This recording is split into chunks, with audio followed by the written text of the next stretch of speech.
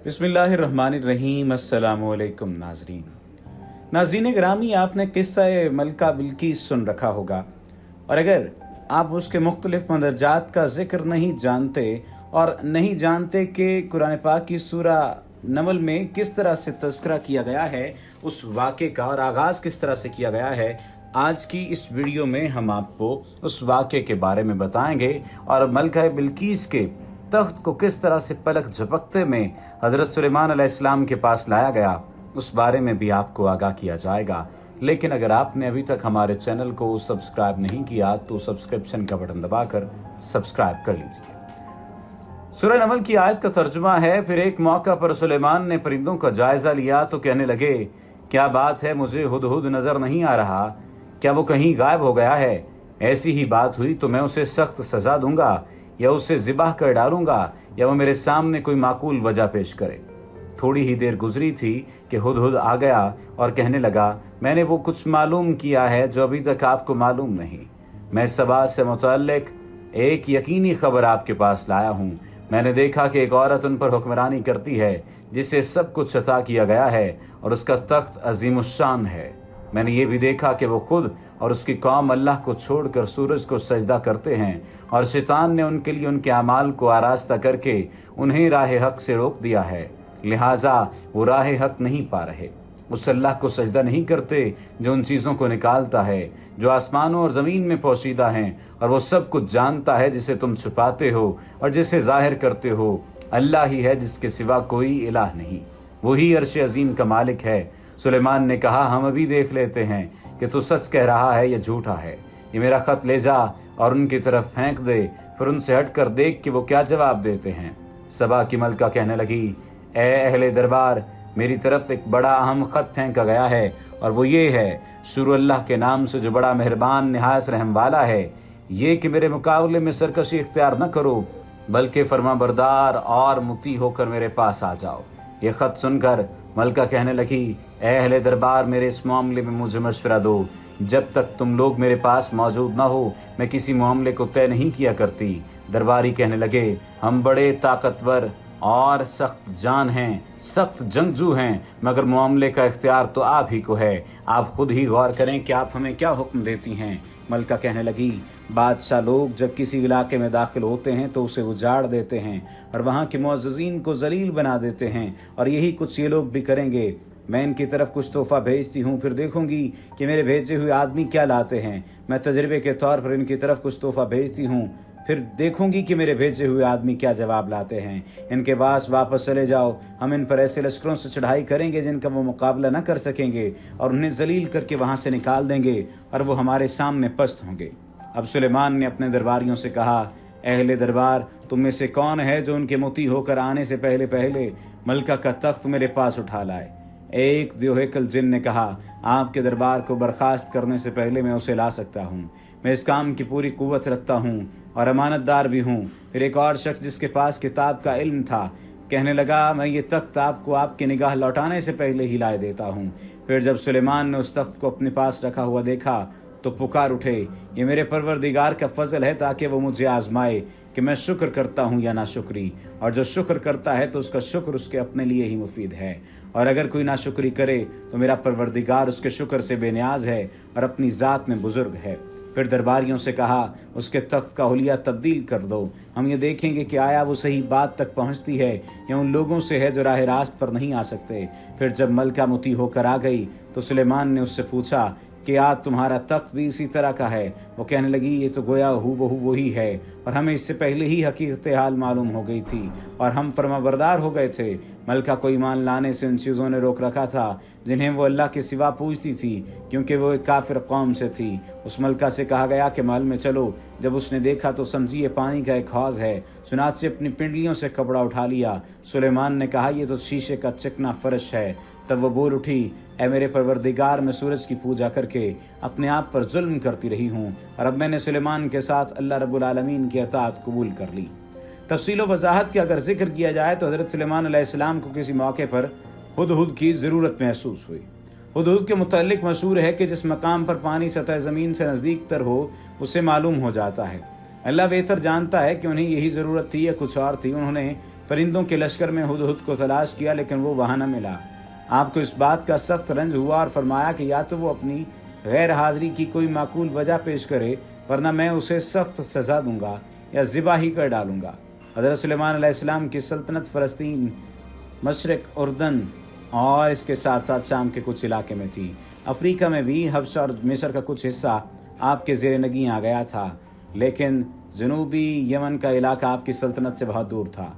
हुदहुद हज़रत सुलेमान के लश्कर से गायब होकर यमन के इलाके सबा में पहुंचा था। यहाँ के लोग तिजारत पेशा और आसूदा हाल थे। कुछ देर बाद हुदहुद हज़रत सुलेमान अलैहिस्सलाम के पास हाजिर हो गया और कहने लगा कि मैं अहले सबा के कुछ ऐसे यकीनी हालात मालूम करके आ रहा हूँ जिनकी ताहाल आपको कुछ खबर नहीं है, और वो यकीनी खबर ये कि मलका सबा का एक बड़ा मुल्क है और सबा का मुल्क एक ज़रख़ेज़ व शादाब इलाका है। इन लोगों को वहाँ सब ज़रूरियात ज़िंदगी वाफर मिक़दार में मैसर हैं। इन लोगों पर हुक्मरान एक औरत है जिसका नाम मलका बिल्किस है। उसका तख्त सोने का है जिसमें हीरे और जवाहरात जुड़े हुए हैं, और इस वक्त ऐसा तख्त किसी बादशाह के पास नहीं।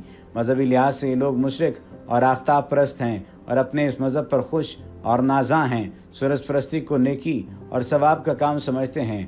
हुदहुद ने ये अल्फाज कहकर गोया सुलेमान अलैहिस्सलाम को इस कौम पर जिहाद करने की तरगीब दी, यानी ये लोग सूरज परस्त भी हैं और आखिरत के मुनकर भी, लिहाजा वो अपनी सारी कोशिशें ज़्यादा से ज़्यादा दौलत कमाने और अपना मयार ज़िंदगी बुलंद करने में मुसरफ़ कर रहे हैं और इसी काम को अपनी ज़िंदगी के मुंतहा मकसद समझे बैठे हैं। और शैतान ने उन्हें यही बात समझाई है कि उनकी अकली और फ़िक्री क़ुव्वतों का यही बेहतरीन मसरफ़ है, और तो और सिर्फ यही नहीं, वो अपनी इस दुनिया की ज़िंदगी को ज़्यादा से ज़्यादा शानदार बनाएं।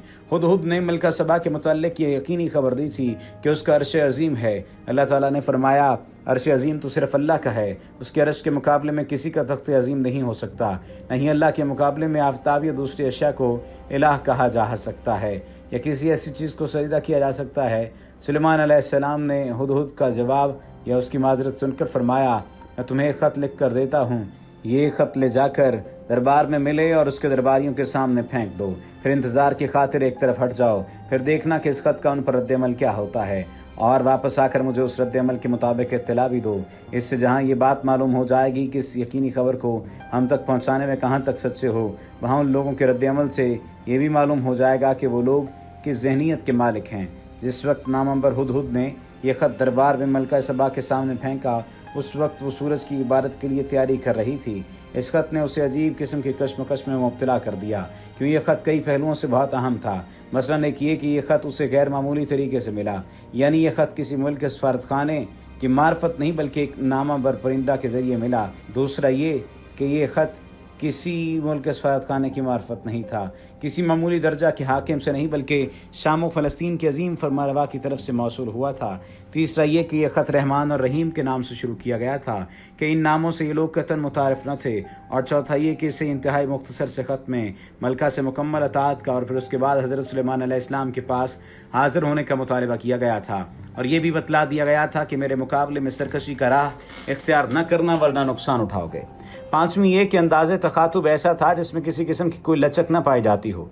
इसका मतलब यह है कि इस्लाम लाकर या मुसलमान होकर मेरे यहाँ आओ और सूरज परस्ती छोड़ दो, और ये हुक्म आपकी नबूवत से ताल्लुक़ रखता है। और आप चूँकि बादशाह भी थे और नबी भी, लिहाजा इस सिलसिले में अपने सरकारी अमीरों वज़ीरों से मशवरा करना मुनासिब समझा। चुनांचे उसने सबको इकट्ठा करके उस ख़त के उसूल होने और इसकी मुख्तलिफ़ पहलुओं से अहमियत से आगाह किया, और फिर उससे पूछा कि तुम लोग मुझे इस ख़त के बारे में क्या जवाब देते हो, मशवरा देते हो, और ये तो जानते हो कि मैं सल्तनत के ऐसे अहम कामों में पहले भी तुमसे मशवरा करता रहा हूँ, और अज़ खुद मैंने कभी मशवरे के बगैर किसी काम का फ़ैसला नहीं किया।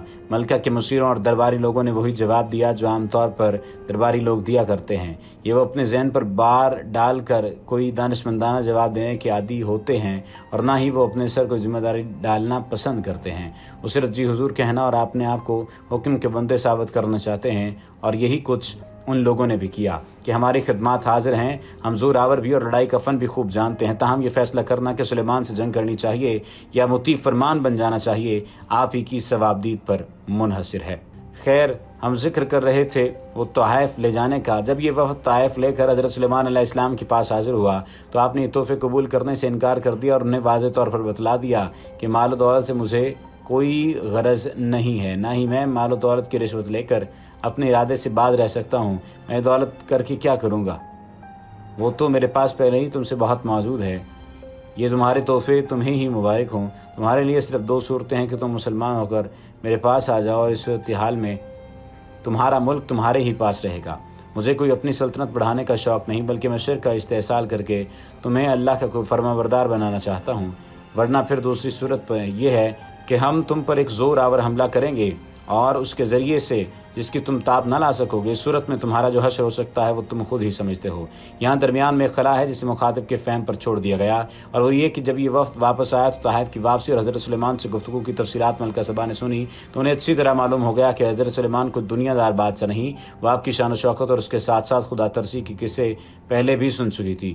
طائف کی واپسی اور وفد کے تاثرات نے تائید مزید کر دی، یہ لہٰذا ملکہ سبا نے یہی مناسب سمجھا کہ ایسے پاکیزہ سرت بادشاہوں کے حضور خود حاضر ہو جانا چاہیے۔ چنانچہ اس نے قریب اپنے حاضر ہونے کی یروشلم میں اطلاع دی۔ جب حضرت سلیمان علیہ السلام کو ملکہ سبا کے آپ کے آنے کی اطلاع مل گئی تو آپ نے چاہا کہ ملکہ سبا کا وہی تخت جس کے متعلق ہدہد نے کہا تھا کہ وہ بڑا عظیم الشان ہے، اس کے آنے سے پہلے یہاں اپنے پاس منگوا لیا جائے۔ جن آپ کے تابع فرما تھے اور وہ یہ کام کر بھی سکتے تھے، لیکن ایک اہل علم نے وہ کام کر دیا۔ یہ تمام تر واقعہ ہے جو کہ ملکہ بلقیس کے تخت سے متعلق ہے۔